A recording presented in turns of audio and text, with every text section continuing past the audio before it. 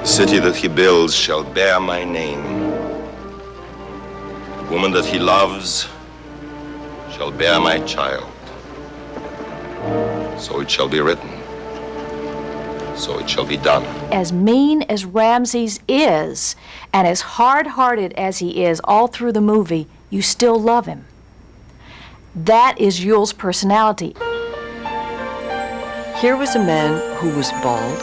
He had the courage and the security to be totally bald and yet be one of the sexiest men that women will today tell you, that is the sexiest man I've ever seen. I don't know if he knew how mysterious he was. All I know is that he was a mesmerizer. He could enchant people. He could dominate people. I'll tell you what I can do. I can kill the first man who so much as whispers a word about giving up. The very first man, so help me, I'll blow his head off. He was the king. You walked into his dressing room and immediately you had the aura that you were in the presence of a great star, a great performer, a great, solid, magnetic personality.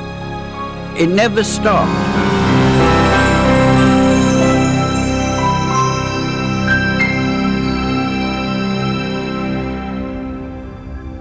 There was one story that he started as a gypsy, that he was born in Outer Mongolia, that he was born in Switzerland, that he was American, French, Swiss, and several other nationalities. The story I heard was that he was born on the island of Sakhalin, off of the island of Japan, and it was an island. He was born of a black Mongolian gypsy mother who died giving birth to him. His father was Japanese and Swiss, and he told you cuckoo, wild stories about being a Mongolian prince, a Mongolian this, a Tartar, all kinds of stuff. No one ever knew. He liked keeping some sort of mystery, and I think that each time he gave an interview, he gave a different version of his past and where he was born. He realized early in his career as an actor that interviewers were simply not going to get his complicated childhood story correct. So rather than deal with the errors that they introduced to his story, he employed the full powers of his imagination to create myths about himself. You know, when I think about Yule's past and all the different demons that drove him, I always found it interesting that as close as we were, we talked mostly about the present and mostly about the future.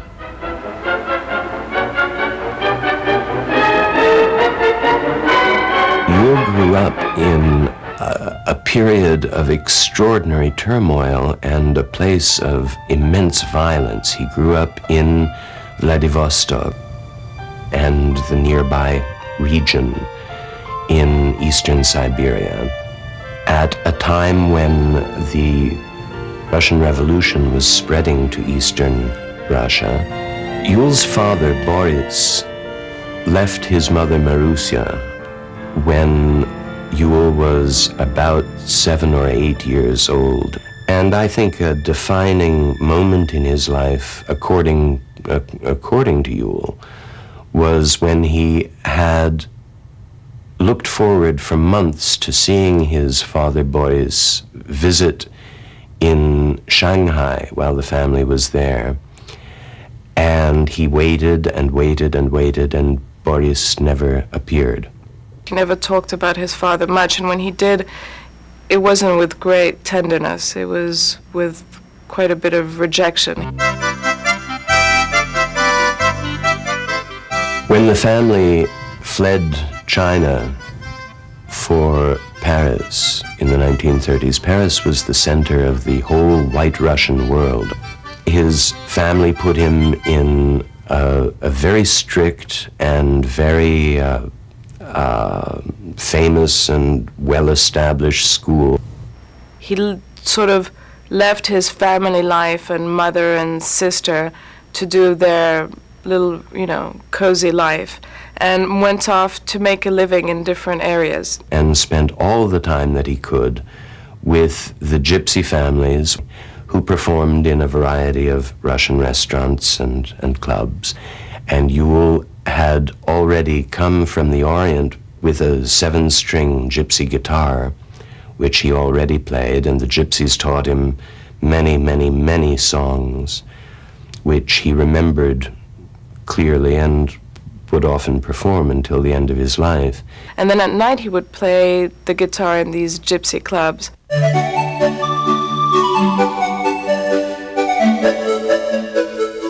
He started being an acrobat at the Cirque d'Hiver.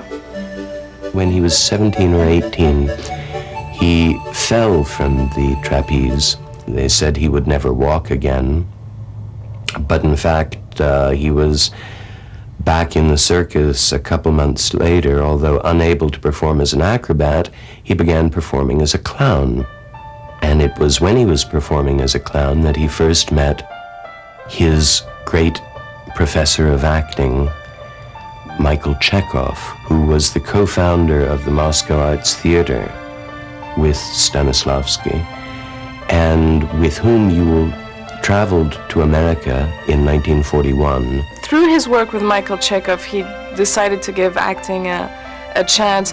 I don't know how much he really decided that he was going to be a star. Still speaking almost no English, very little English, that Yule began performing small roles in the Shakespearean productions, which played only in colleges and very small theaters. And at the same time, Yule would drive the truck that carried the costumes and sets from one town to another. Yule was 21, 22 years old.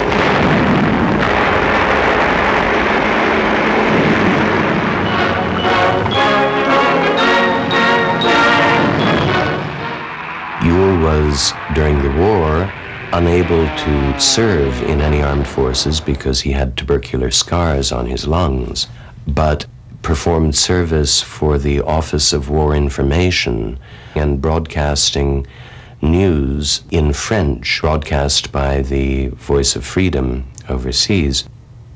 And at the same time, he was performing some of the same gypsy songs that he'd done in Paris at nightclubs around New York.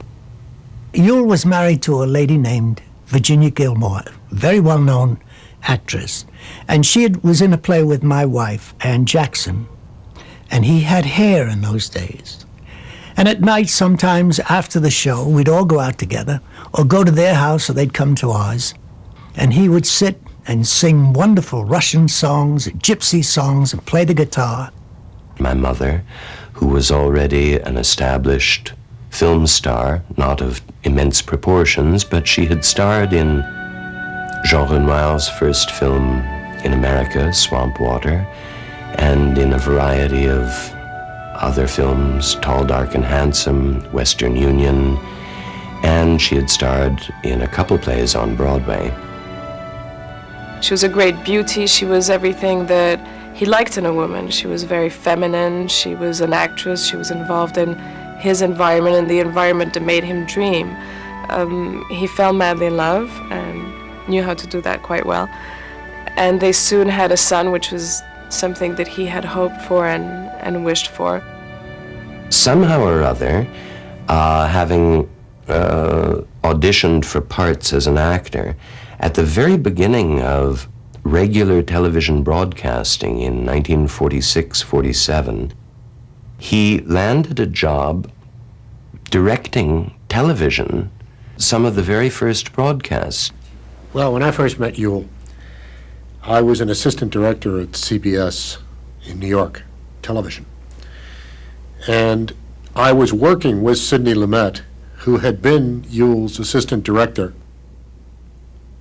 And Yule was a myth to me because Sidney kept telling me these great stories of what it was like to work with him in live TV. Yule always was a nonconformist. Yule always was his own man. Yule had been directing 2 and 3 dramatic shows a week. But CBS wasn't content with that, so they said, okay, you're going over on Sunday night and you're going to direct What's My Line. At 10 minutes of 10, Yule just arrived completely calm, and then he said to the script girl, I want you to tell me when it's 25 minutes past the hour. So he went on the air with the thing, and he directed camera 1 on the contestant, camera 2 on the panel, camera 3 on the narrator, and he was as bored as one could be doing that kind of thing. At 25 minutes past the hour, the girl said, it's 25 minutes past the hour, Mr. Brynner. And he said, fine. He said, we will do the credits now. And they said, but we have 4 minutes for the credits. He said, we don't do them yet. He said, we're doing them now. So he put all the credits on, and there was still about 3.5 minutes to go on the show. And he said, put my credit on the easel there. He said, all right, camera 1, he said, my credit. Camera 2, he said, go on the audience. He said to the stage manager, cue them to clap. Anyway, they had 3 minutes of applause with Yul Brynner directed. And the producers were trying to rip the control room door down and the whole thing. I mean, it was just absolute chaos in the studio, at the end of which time he was never asked back to direct one of those shows again. And it was Yul's idea of saying, hey, don't screw with me. He was directing and he was having a great time, and he was surrounded by fantastic people. And through his studies with Michael Chekhov, the doubt came whether he should act or should not act, and people were pushing him to act, and he was initially offered to play in lute song. And that was a great temptation for him, and he did it. Yule continued directing for CBS through Lute Song, which then went on the road, and when he came back to New York, he was directing again. The star for The King and I, per Rodgers and Hammerstein's desire, was Gertrude Lawrence, and she was this fantastic actress and this great woman, and they were looking for somebody to play opposite Gertrude Lawrence. And apparently my father came in for the audition with a guitar in his hand, walked onto the stage, sat down, and started playing the guitar and singing these gypsy songs in front of Rodgers and Hammerstein and a group of other people who just could not believe what they were seeing. Gertie Lawrence, who was, of course, the absolute star of that show when it opened. She was alone above the title. The King has only one complete song, really, participates in 2, but the score is virtually Mrs. Anna alone.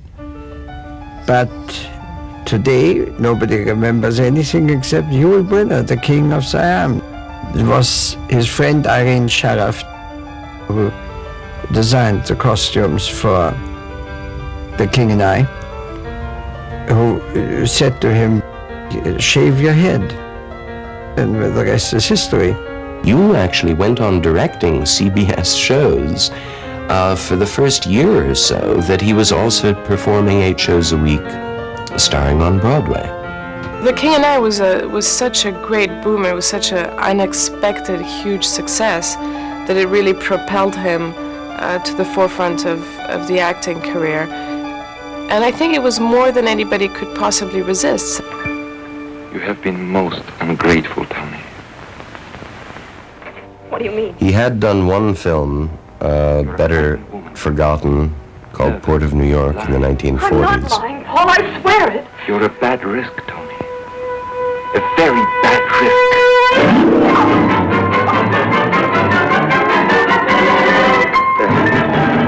But the first film that he actually starred in was The 10 Commandments. The Ten Commandments had first been made by Cecil B. DeMille in 1923. In 1952, he and Henry Wilcoxon, the man whose autobiography I assisted in writing, decided that they would do a remake of the Ten Commandments for modern audiences in color, VistaVision, the whole works. And they began a 4-year journey of pre-production. There was a big search on for the man to play Ramses. And they had a very, very particular special problem with the Ramses role, because DeMille wanted it as authentic as possible, and that meant that the leading men would have to shave their heads. The biggest people in contention were William Holden, Michael Wilding, and Michael Rennie. Everybody was sort of biting their lips about what would they look like if they shaved their head, and would the public accept them with shaved heads, in addition to the fact that it was so vital that the men wear eye makeup. All Egyptian men at that time had to wear eye makeup because it was a form of insect repellent, and blindness was a big problem in Egypt. He's agonizing. He looks at people over and over, and he couldn't make a decision on anyone. And he saw Yul Brynner in The King and I. And this man who had taken years to try to make up his mind between two actors, and this man who never made a snap judgment, was backstage after the first act telling Yul he was the only person to play Ramses. DeMille had said to Yul, "Would you like to be in a film that your children and grandchildren will watch with pride 50 years from now?" And indeed, that came true. It will not be the first time that fame has turned a prince against his pharaoh, or that envy has turned a brother against his brother. Envy is for the weak. I don't think there's any other person at that time, and I can't think of anybody now, that could have said those lines, worn those costumes, walked in those platform gold sandals, and had the authority and the bearing, had the streak of meanness that Ramses had, and yet as mean as Ramses is, and as hard-hearted as he is all through the movie, you still love him. That is Yul's personality. It comes through. You love this man no matter what he says and no matter what he does. You were saved from the Nile to be a curse upon me. Your shadow fell between me and my father, between me and my fame, between me and my queen.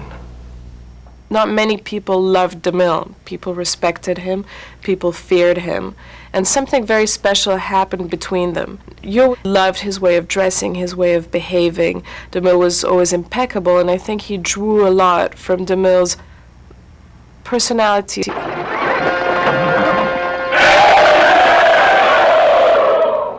Remember your firstborn. Death to the slaves. Death to their God.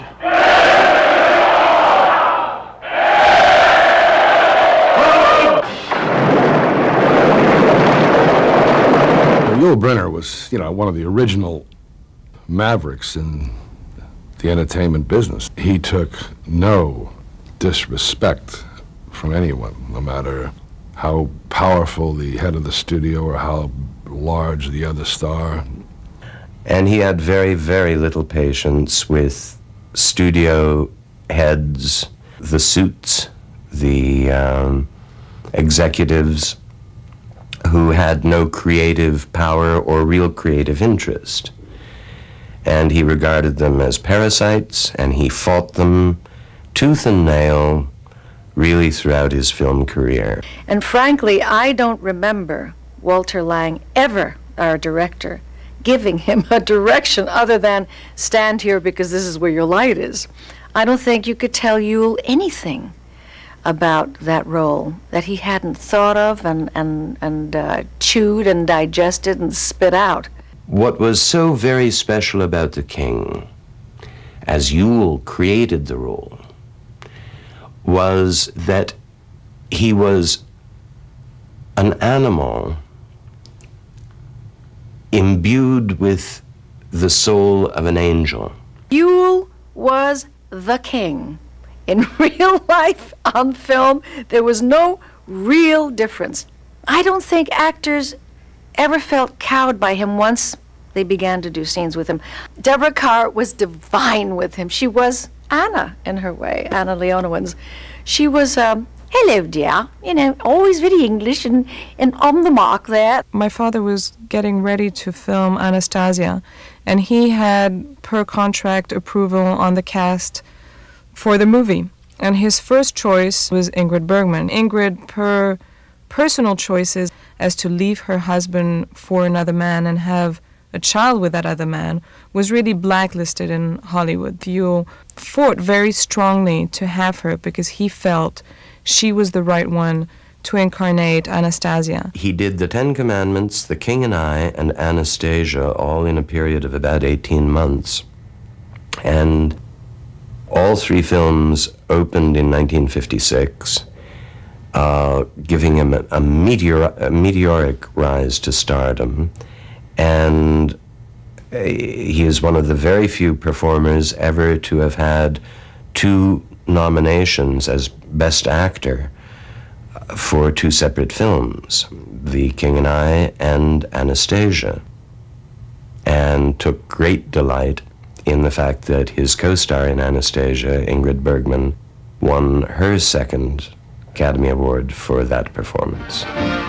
It's the biggest night of the year in Hollywood as Oscar steps into the spotlight. But he, of course, won the Academy Award as Best Actor for The King and I. I hope they didn't make a mistake in giving this to me, because I'm not going to give it back for anything in the world.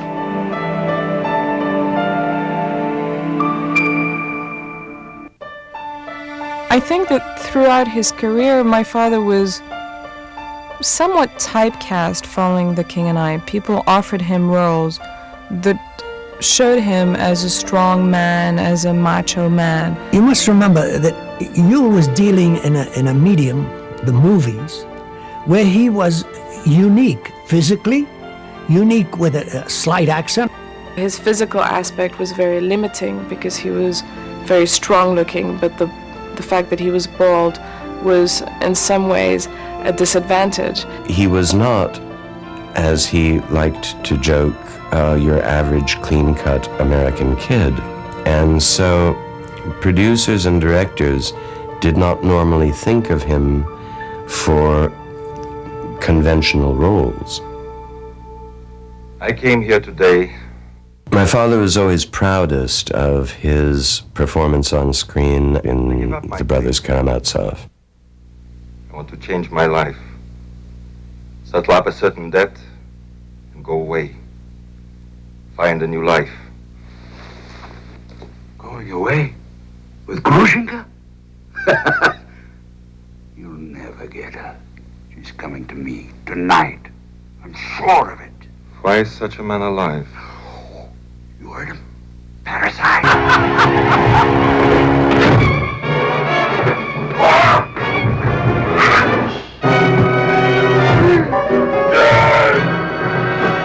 Stop it, madman. You've killed him. No. But next time I will. The most distinguishing characteristic of the man, a willpower that wasn't stopped by pain, by inconvenience, by adversity in the world. I got an extraordinary example of that when I was about 6 years old, when we had indeed gone to Darien to go water skiing for the one afternoon he had off, because he was doing 8 shows a week on Broadway.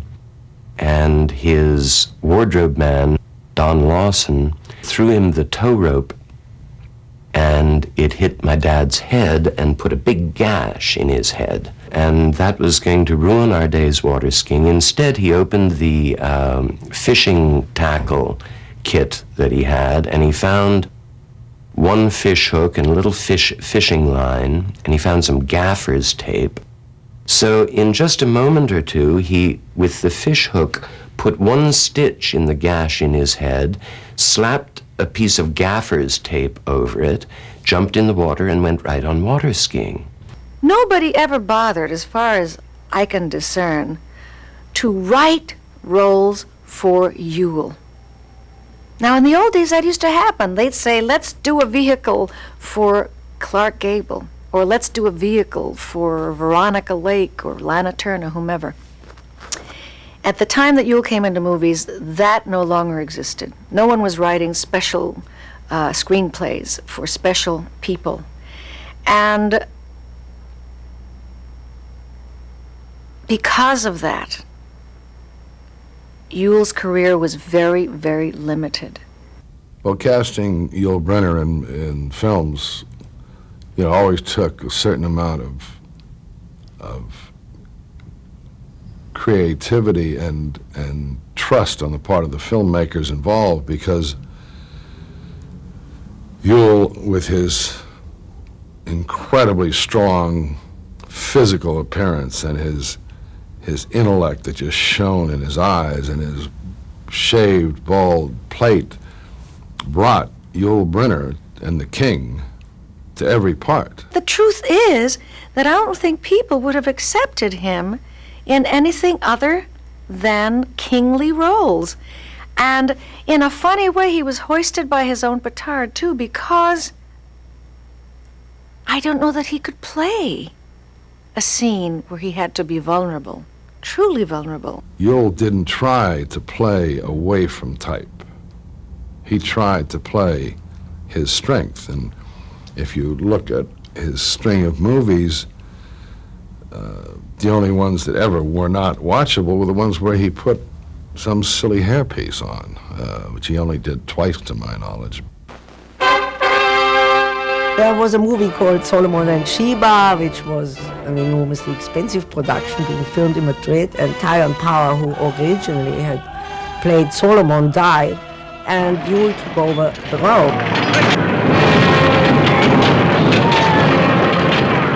But Yule obviously was bald, had to have a hairpiece, so this hairpiece had to match Tyrone Power, and Yule made a lot of fun of that hairpiece. It was a very expensive production, and I can remember that a lot of Hollywood bigwigs from the studios came and supervised everything. I had just met Yule just before, and when Tyrone Power died and Yule was called in to replace him, he wasn't in very good shape because his marriage had collapsed and he was having a few drinks. My father met my mother, Doris, at a party in Versailles. It was the 50s, and it was really the glamorous time, and my mother was very well connected in that life in Paris. She knew a lot of people. She was unbelievable beauty, and they fell madly in love that same evening. As their relationship evolved and as they got married, I think she brought to him a social life which he wasn't particularly keen on. She was one of Europe's best-dressed women. She went to couturiers such as Valentino and Balenciaga, and she brought to him a whole sophistication and taste which he knew about instinctively but didn't really know about materially speaking. And he had this wonderful, this fantastic personality. He was strong, he was gregarious, he was sexy, he was good-looking, he was talented, he was reliable. He was marvelous. He was marvelous. He was at the prime of everything I think anybody can have. And had a wonderful 13-year-old son. And there he was, you know, this hunk of a fella with no hair. We got married in 1960 during the Magnificent Seven.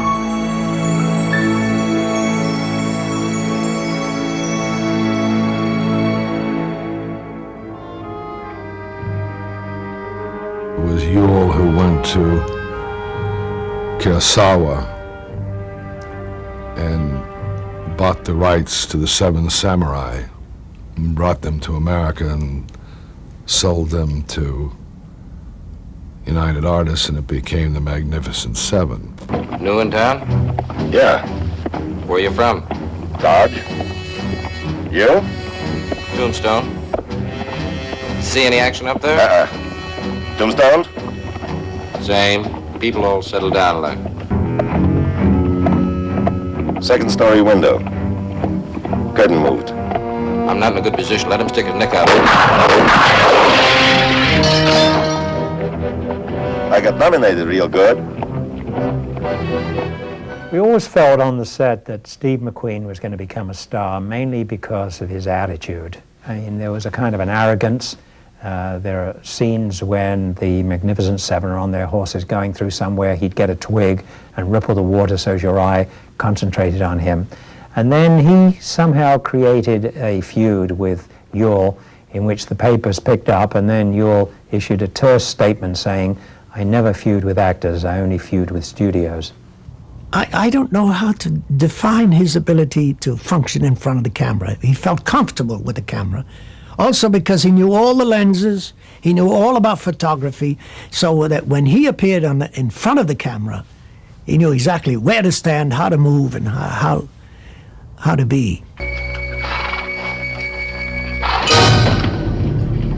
Buenas noches.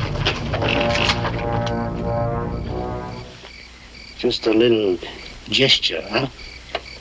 Show these people who the real boss is. Not many people know that Yule and Magnum, the famous photography enclave, used to use Yule a lot. He was a wonderful, wonderful photographer. I think Yule enjoyed to be part of both worlds. He certainly was for the underdog, and he enjoyed being an outsider and the gypsy side of his meanderings. But at the same time, he enjoyed all the things that came with the glory of being a big star, which was, going to parties, going to Deauville, play roulette and go in very fast cars. When you left America and came to live in Switzerland, saying that it was his country and his father was Swiss, which none of us believed, and he really wanted to be Swiss. Victoria was born in Switzerland. We had a house on the lake with dogs and horses, and it was really a wonderful life, water skiing on the lake. He was totally unsportive person. He hated to walk, to do anything. He loved to water ski, and which he was beautiful at. He was really very, very, very good. And it was phenomenal what he could do physically. He was one of the most beautifully coordinated men I've ever known.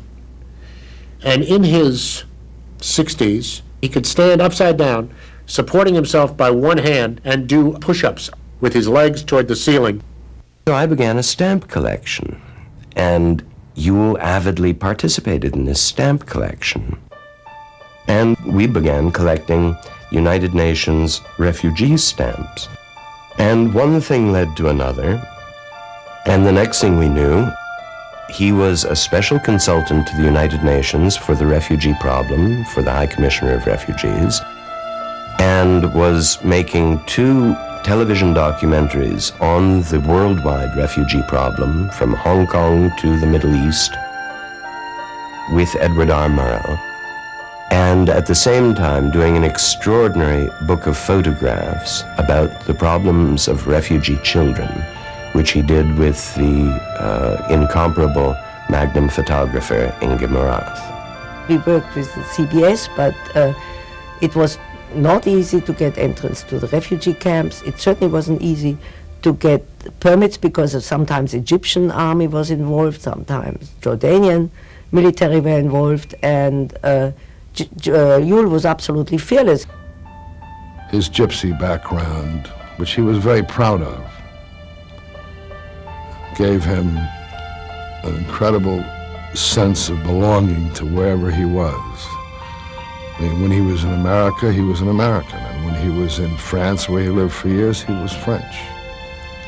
And when he was in China and Japan and the Far East, he was Asian. I was really very excited when I was first offered Taras Bulba, especially since Yul Brynner would be starring as Taras Bulba. We all set off to Argentina to start the film. Your name? Taras Bulba, Colonel of the Omansky Cossack. Now, add a motion picture to the wonders of the world. Harold Hecht's Taras Bulba.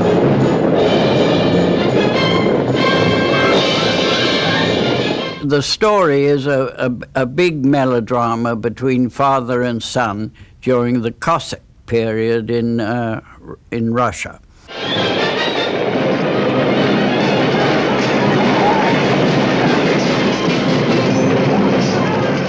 The gauchos were magnificent horsemen, and we had about 500 to 700 in one shot. And it was explained to them that if they fell off their horses, they would get a considerable amount of extra pay. But the people who were to fall were to be selected. Well, then the shot was taken. The obvious happened. Out of 500 or 600 gauchos, about 400 odd fell to the ground. When that evening they tried to get their money, they were told that they didn't obey the instructions, which were that only the selected horsemen would fall. This upset the gauchos extremely, and they said they would strike.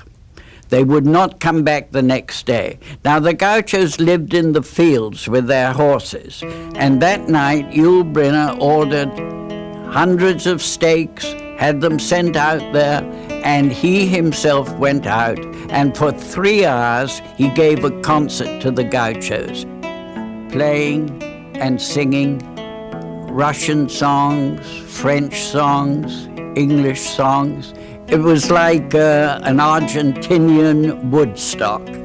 Well, this so impressed the gauchos. They were so happy about this. They all came back the next day. The first cut that we dubbed, Yule was delighted with. He saw it in Paris, and we dubbed him in Paris, and he was really overwhelmed by it. The next time he saw it, I think he wanted to commit suicide. We sometimes take films that we shouldn't take. If there is one good scene in a film, you think that you can put all the other scenes which aren't so good right. Very rarely works. Two things were playing against him: the business of stereotyping or typecasting, particularly in films, and then the business of doing what comes easiest to you. In a way, you're taking the easy way out. But it is a trap. It's a terrible trap. And it's a trap also because people love you so much in it, and you get such accolades and such adulation, such adoration for being that one character. That would make me suicidal. I would be terribly, terribly depressed. And who knows but that he wasn't. He smoked too much. He would smoke constantly, and he just never really, as far as I remember, made any effort to stop it. He enjoyed smoking, and he smoked. Smoking, I think, was a part of his life. It was something you did. It was something glamorous. It was something sexy. And he knew about excess, so he did it with excess. We were talking about how so many people put up these barriers and refuse to allow themselves to be ever involved with anybody or anything. And particularly in terms of loving a woman. And he said, all these people that say they don't want to be hurt. He said, for God's sake, he said, being hurt. He said, that reminds me, he said, of somebody who goes to the greatest restaurant in the world and has the greatest dinner they've ever had, and then is upset when the check comes. He said, being hurt is getting the check. The trouble with you and I was at a certain point, the love was still there, but we couldn't live with each other. We clashed. But I know that I want to believe that he loved me and I loved him, but we just couldn't live together. You didn't talk to me too much about his personal life, the background of his father and mother, but one knew that there was something that had hurt him in days gone by. Here was this man who was the king, who overpowered really everybody he came in contact with, and yet you'd see him sometimes sitting down, and a glisten of tears would come to his eyes, and he would be thinking deeply about something. I knew that you, with all his bombast, was also a very human person who had been hurt and had now succeeded in largely covering up those wounds.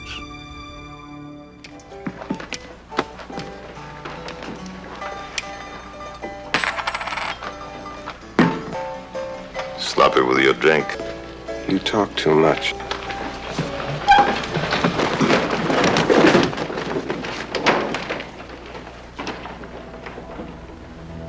Your move.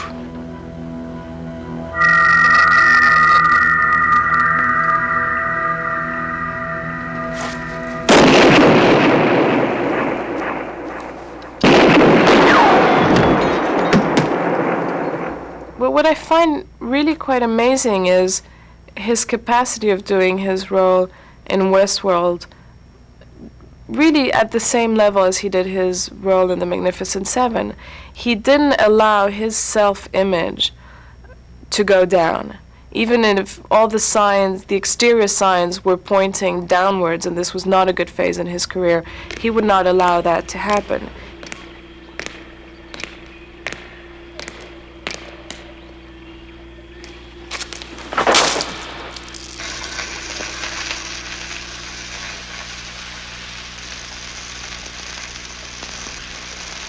The sort of two tent poles at dramatically different points in his career, you know, were The Magnificent Seven and Westworld. Both characters very similar. Both loners, both strong, tough men. One real, one a robot. But the heart in both of them came through in both movies. Even though in this one he's a robot. When they offered him to the role of the King and I and to bring it back to Broadway, I think it was a godsend. He had been waiting for a part, he really wanted to do something, and suddenly there was this material that was completely his, that he had done for years. In the very first rehearsal, so thrilled and excited to play the king again, he let his voice out full blast and damaged his vocal cords. And on the opening night that we had in Indianapolis, I barely knew him, but I was his Mrs. Anna, and he had profound laryngitis. I have never, ever in my life heard anyone with laryngitis where he couldn't even whisper. And so I proposed, having grown up backstage at The King and I and heard over 500 performances personally, that he would do the performance on stage and I would provide his voice from a seat beside the conductor in the orchestra pit with a microphone. And his son Rock went into the pit and read the lines for him, and he came on stage and gestured. And I told him, I said, all you have to do is go out in front of that audience, Mr. Brynner. They want to see you, and you are the king, and you will be the king for them.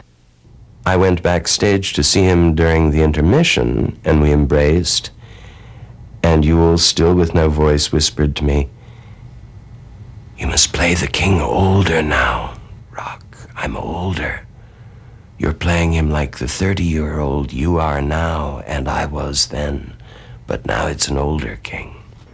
He always would say about playing the king when I played it with him in the 70s that he had finally grown into the role, that he was too young when he played it in 1951, and he had to make up for the role. He suddenly didn't have to make up for it anymore.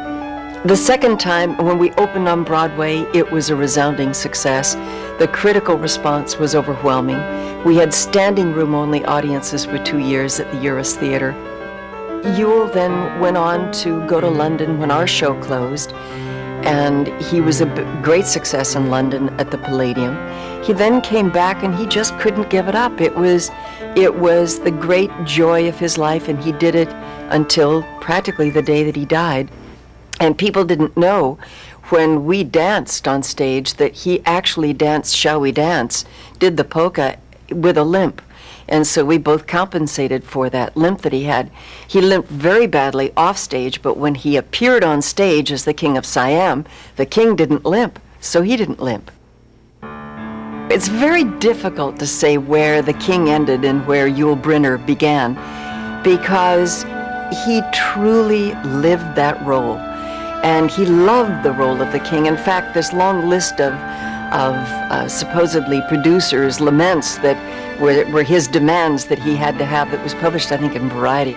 One of his demands was that he be always supplied this year's automobile, a limousine, and it had to be the finest car in its line. And I asked him, I said, why did you require that of a producer? And he said, my darling, can you imagine the car that a producer might give me if I didn't make this specific demand? And he said, do you know how disappointed my audience would be, my fans standing in the street as I drive out, if I drove out in an old Ford Heap instead of a lovely big limousine which befitted the King of Siam. It was all a joke to him. I mean, it was all part of a role that he liked to play. He loved the fact that he was a star. He loved the fact that they sent the limousines for him, that he was making all this money, because he had come from a place that there was no money. You'll like to live well. But I honestly think that if it all went, he could have lived with that too. Well, Yul Brynner just owned that role, I think, more than any actor that I've known in modern times has ever owned a role. I mean, he worked on his curtain call for The King and I, which is one of the great famous curtain calls of all time. He worked hours and weeks perfecting just exactly what he was supposed to do with that. It's the way he explained it to me. He said, it's a very difficult curtain call. He said, after all, he said, the man is dead. He said, I have to bring him back to life for the audience to do the curtain call. And of course it was the probably most flagrant, just absolute, it was unbelievable, this curtain call. All the children would come out, they would bow. All the other people in the court would come out. The Lady Anna would come out and bow. Then they would all turn upstage and wait, and wait, and wait. And then the king would come out, and he would bow, and he would bow. And he'd take the children and bow. All the time building, building, building, until that moment when he suddenly threw his arms up, and the audience almost jumped out of their seat. It was very interesting to see him deal with the King and I almost as a corset. It was something that held him together. It helped him face whatever pains he had in his personal life and whatever pains he had physically. He definitely had the back problems, and those were excruciating and very difficult to deal with. He really considered himself this gypsy, and that he came from this mysterious, romantic, dark world of the wandering, nomadic gypsy. And somehow he believed it so strongly that you wanted to believe it too.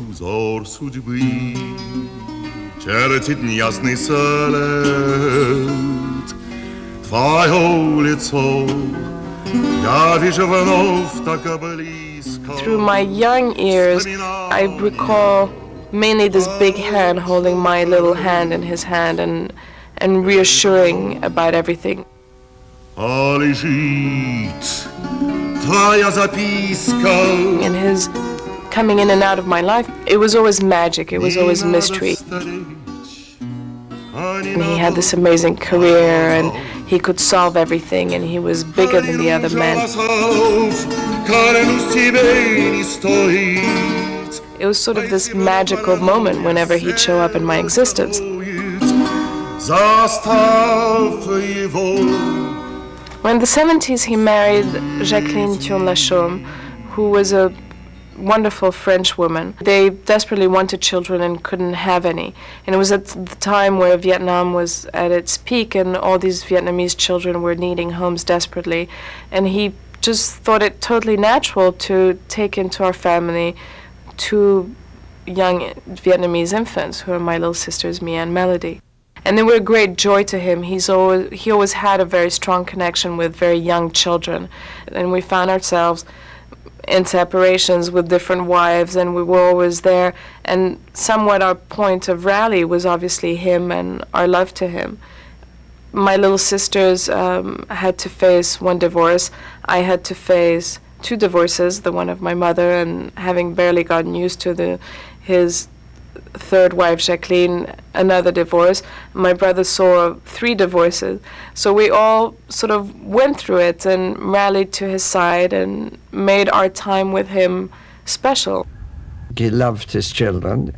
I know that he was devoted, especially the 2 wives I knew well, the 2 last ones, marvelous French lady, Jacqueline de la Chaume, and then Cathy Brynner, who worked with him as a principal dancer in The King and I during the last long tour.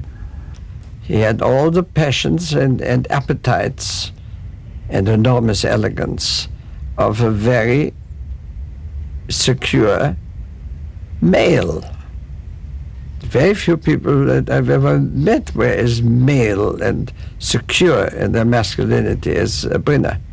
I remember we were talking about relationships and about missing people and so forth, and he said to me, well, he said, just remember this. He said, you're born alone, you live alone, you die alone, and anything in between is a favor. I recall very clearly the night that he called me. And he said, I don't have very good news. And I said, well, what is it? And he said, I have lung cancer. And I said, well, what is the status? And he said, they've given me 3 months to live. So from then on, it was a battle to defy this disease. And he kept on doing The King and I. The King and I gave him the structure, something to go to every day, something to fight for. It gave him 2.5 years, which were 2.5 years that we really hadn't hoped for. Well, everybody was after him for the news story. I mean, there was this man, this very well-known man who had cancer, who had announced it pretty officially, and who was still working. So he went on 60 Minutes, and it's something, he had always thought about this idea of doing a commercial. I really wanted to make a commercial when I discovered that I was that sick and my time was so limited. I wanted to make that commercial that says simply, now that I'm gone, I tell you, don't smoke. Whatever you do, just don't smoke. If I could take back that smoking, we wouldn't be talking about any cancer. I'm convinced of that. He played until the 30th of June, when he gave his final performance at the Broadway Theater. He made an appearance afterwards at a late night party and waved to the crowd. He then went to visit a dying friend in Los Angeles. All of this was agony, and it took great bravery, and was dead less than 2.5 or 3 months later. I have never heard anyone since he came on the scene in the early 50s say, he's a young Yul Brynner, he's the new Yul Brynner, he's the next Yul Brynner. There's only one. I have never heard anyone compare another actor with him or compare what he could do with what anyone else could do. People who will live forever, from century to century. There's Charles Chaplin. I can't at the moment think of how many there are, but one of those is certainly Yul Brynner. Yul Brynner will be remembered through the years. He was an original. I guess there was more to his relationship to the part of the king than originally met the eye, but whoever cast him not only changed the fate of that altogether wonderful show, but it changed his life. I don't think anything but the theater could have offered him a kingdom, and they did, and he took it.